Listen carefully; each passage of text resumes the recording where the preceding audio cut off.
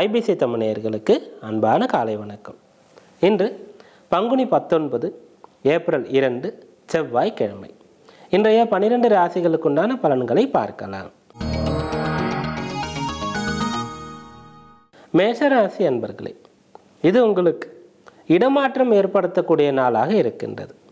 சிறு சிறு பிரயாணங்கள் உங்களுக்கு செய்ய வேண்டி இருந்தால் இன்றைக்கு தாராளமாக செய்யலாம். அதன் மூலமாக காரியங்கள் கைகூடும். உடன் பிறந்தவர்களுக்கும் உங்களுக்கும் இருந்து வரக்கூடிய கருத்து வேறுபாடுகள் சரியாகும், ஒற்றுமை உண்டாகும்.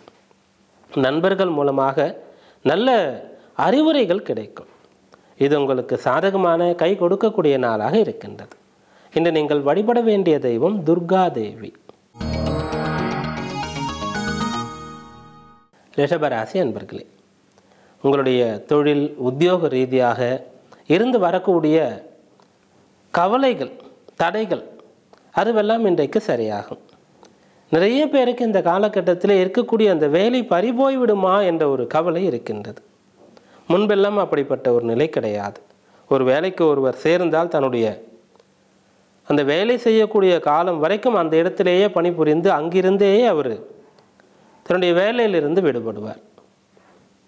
ஓய்வூதியம் பெறக்கூடிய வரைக்கும் ஒரு வேலையிலே ஒருவர் நீடிப்பார். இப்போது அப்படிப்பட்ட நிலை அரிதாக இருக்கின்றது. அப்படியாக நம்முடைய வேலை போய்விடுமோ என்ற ஒரு கவலை, பயம் இருந்தால் இப்போது அது சரியாகும்.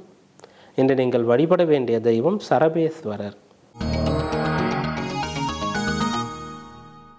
மிதுன ராசி அன்பர்களே, இப்போது இருக்கக்கூடிய நிலையிலிருந்து அடுத்த நிலைக்கு போக வேண்டும், வாழ்க்கையிலே நாம் வளர வேண்டும், உயர வேண்டும் என்ற ஒரு எண்ணம் இப்போது பிறக்கும். அதற்குண்டான முயற்சிகளையும் கூட நீங்கள் செய்ய தொடங்கலாம். கல்வி பயிலக்கூடியவர்கள் உயர்கல்வி சம்பந்தமாக சிந்திப்பது, உத்தியோகத்தில் இருக்கக்கூடியவர்கள் பதவி உயர்வு பற்றி சிந்திப்பது, சுயதொழில் செய்யக்கூடியவர்கள் புதிய ஒப்பந்தங்களை பெறுவது, தொழிலை விரிவுபடுத்துவது பற்றி சிந்திப்பது, வாங்கிய கடனை அடைப்பதை பற்றி சிந்திப்பது, இப்படிப்பட்ட நல்ல சிந்தனைகள் இன்றைக்கு உங்களுக்கு ஏற்படும். அது செயலாகும் போது பலனும் உண்டாகும். இன்று நீங்கள் வழிபட வேண்டிய தெய்வம் சத்யநாராயண சுவாமி. கடகராசி அன்பர்களே, இடமாற்றம் அல்லது பிரயாணம், பெரிய முக்கிய முடிவுகள் எடுப்பது, மாற்றங்களை செய்வது, இதிலே இன்றைக்கு நீங்கள் மிகவும் எச்சரிக்கையாக இருக்க வேண்டும். வழக்கமான பணிகளை நீங்கள் செய்யும்போது எந்த ஒரு எச்சரிக்கையும் முன்னெச்சரிக்கையும் அவசியம் இல்லை. அதே சமயத்தில் இன்றைக்கு முக்கிய விஷயங்களை செய்கிறீர்கள், புதிய முடிவுகளை எடுக்கிறீர்கள் என்றால் பலமுறை சிந்திக்க வேண்டும்.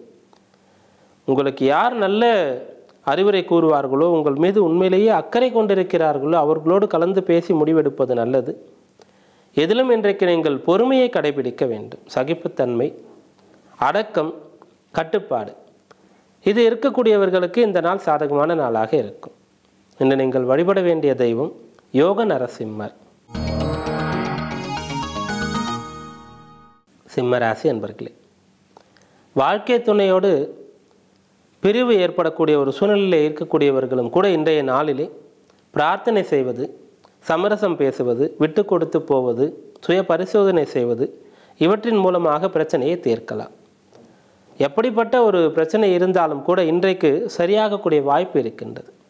ஒருவருக்கு அறுவை சிகிச்சை செய்ய வேண்டும் என்று கூறியிருந்தாலும் கூட இந்நாளிலே இறை வழிபாடு செய்து தன்னம்பிக்கையோடு பரிசோதனைகளை மேற்கொள்ளும் போது அது மருந்து மாத்திரையிலேயே சரியாகக்கூடிய உடல் உபாதை தான் என்ற முடிவுக்கு வரக்கூடிய வாய்ப்பு இருக்கின்றது. அப்படியாக பெரிய பிரச்சனை கூட சிறியதாக போகக்கூடிய நல்ல நாளாக இந்த நாள் இருக்கின்றது. இன்று நீங்கள் வழிபட வேண்டிய தெய்வம் சூரிய நாராயணர். கன்னிராசி அன்பர்களே, கடன் தேவை என்றால் இந்நாளிலே நீங்கள் முயற்சிக்கலாம். குறிப்பாக உங்களுடைய தொழிலை விரிவுபடுத்துவதற்கு, அதே போல் நோய் நொடிகள் இருந்தால் அதை சரி செய்து கொள்வதற்கு, பிறருடைய உதவி தேவை, கடன் தேவை, இப்படிப்பட்ட விஷயங்கள் இன்றைக்கு நிறைவேறும்.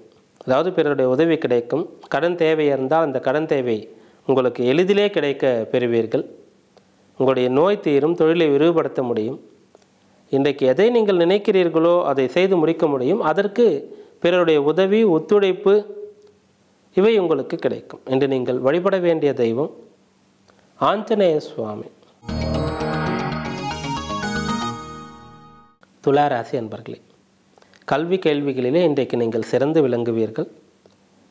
நீங்கள் படிக்கக்கூடிய அந்த ஒரு சிறந்த அமைப்பை பார்த்து இவ்வளவு சாமர்த்தியமாக சரியாக புரிந்து கொள்வது, படித்த விஷயத்தை அப்படியே நீங்கள் ஒப்பிக்காமல் அதை புரிந்து கொண்டு உங்களுடைய தனிப்பட்ட பாணியிலே அதை வெளிப்படுத்துவது, இப்படிப்பட்ட நிலையை பார்த்து குரு உங்களை மெச்சுவார். பொதுவாக ஆசிரியர், நம்முடைய குரு, நம்முடைய உயர் அதிகாரி, முதலாளி, தந்தை, இவர்களிடத்திலே பாராட்டு பெறுவது என்பது மிகவும் கடினமான செயலாகும். அப்படி யார் பெறுகிறாரோ அவர் உண்மையிலேயே சாமர்த்தியசாலி என்பது பொருளாகின்றது. இன்று நீங்கள் வழிபட வேண்டிய தெய்வம் லக்ஷ்மி ஹயக்ரீவர்.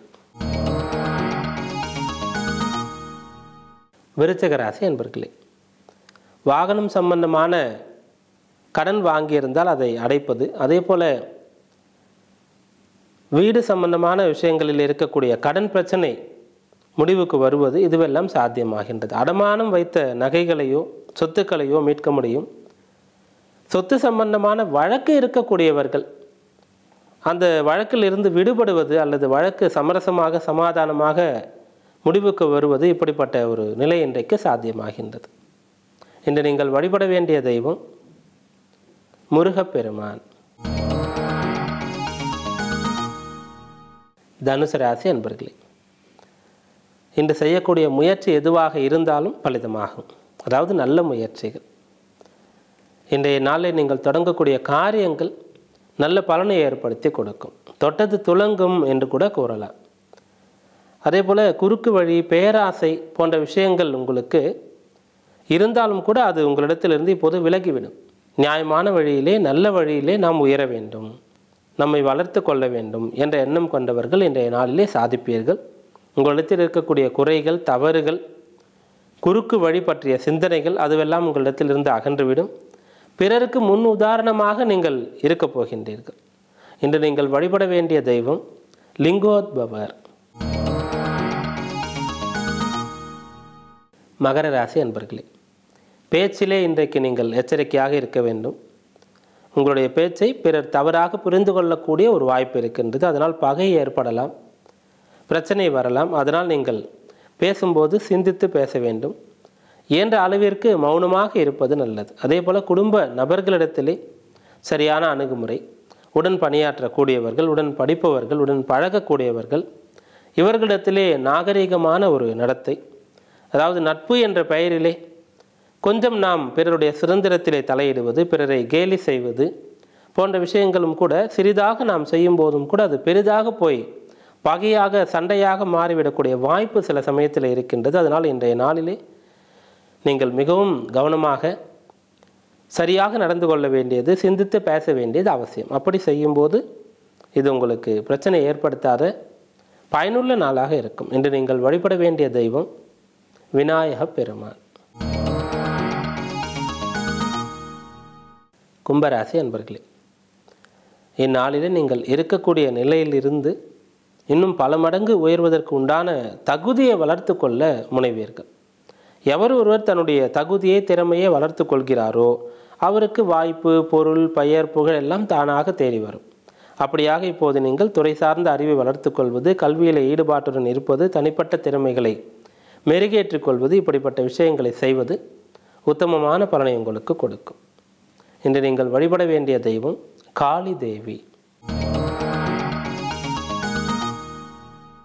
மீனராசி அன்பர்களே, வெளியூர், வெளிநாடு சம்பந்தமான நல்ல செய்தி வந்து கிடைப்பது, இங்கிருந்து உங்களுக்கு ஏதாவது ஆதாயம் கிடைக்க வேண்டும் என்று நீங்கள் எதிர்பார்த்து கொண்டிருந்தால் அது கிடைக்கப் பெறுவது, அதே போல் பிரிந்தவர்கள் ஒன்று சேருவது, கைவிட்டு போன பொருள் மீண்டும் கைக்கு கிடைப்பது, இழந்த பதவியை, இழந்த சொத்துக்களை அடைவது, இப்படிப்பட்ட விஷயங்கள் இன்றைக்கு சாத்தியமாகும். இது சம்பந்தமான முயற்சிகளை செய்யும்போது பலன் கிடைக்கும்.